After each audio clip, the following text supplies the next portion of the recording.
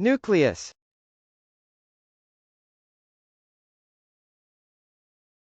Nucleus.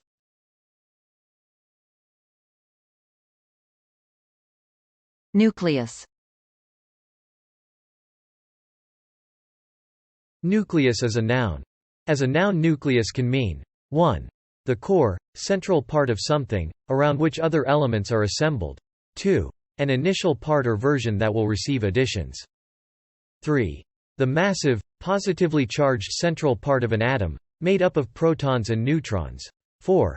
A large membrane-enclosed organelle found in eukaryotic cells which contains genetic material. 5. A ganglion, cluster of many neuronal bodies where synapsing occurs. 6. The central part of a syllable, most commonly a vowel. And now let's take a look at the nucleus.